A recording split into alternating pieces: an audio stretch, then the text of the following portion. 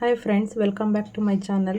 ಇವತ್ತು ಆಷಾಢ ಶುಕ್ರವಾರ ಆಗಿರೋದ್ರಿಂದ ನಾನು ಸ್ವಲ್ಪ 4 ಗಂಟೆಗೆ ಎದ್ದು ವಾರನ ಮಾಡಿಕೊಂಡೆ. ಯಾಕೆ ಅಂದರೆ ನಾನು ಬೆಂಗಳೂರಿಗೆ ಹೋಗಬೇಕಿತ್ತು, ಮಗಳದು ಬರ್ತ್ಡೇ ಇರೋ ಕಾರಣ. ಅದಕ್ಕೆ ನಾನು ಬೆಳಗ್ಗೆನೇ ಪೂಜೆ ಎಲ್ಲ ಮಾಡಿ ಬುಕ್ಕು ಸಹ ಓದಿ ಹೊರಡೋಣ ಅಂದ್ಕೊಂಡೆ.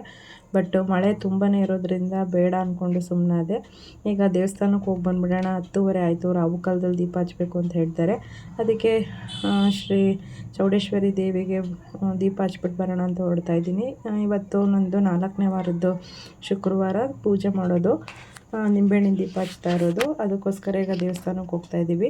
ನಾನು 2 ನಿಂಬೆಹಣ್ಣನ್ನ ತೊಗೊಂಡು ಮನೆಯಲ್ಲೇ ಕಟ್ ಮಾಡಿಕೊಂಡು ಅದಕ್ಕೆ ತುಪ್ಪದ ದೀಪ ಹಾಕಿ ತುಪ್ಪನ ಹಾಕಿ ತೊಗೊಂಡು ಬಂದಿದ್ದೀನಿ.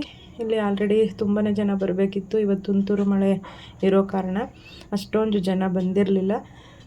10:30ಗೆ ಒಳಗಡೆ ಎಲ್ಲ ಪೂಜೆ ಮಾಡಿ ದೇವ್ರದ್ದು ಬಾಗಿಲನ್ನ ತೆರೆನ ತೆಗಿತಾರೆ. ಅದಕ್ಕೆ ಕಾಯ್ತಾ ಇದ್ವಿ. 10:30 10:45 ಆಯಿತು.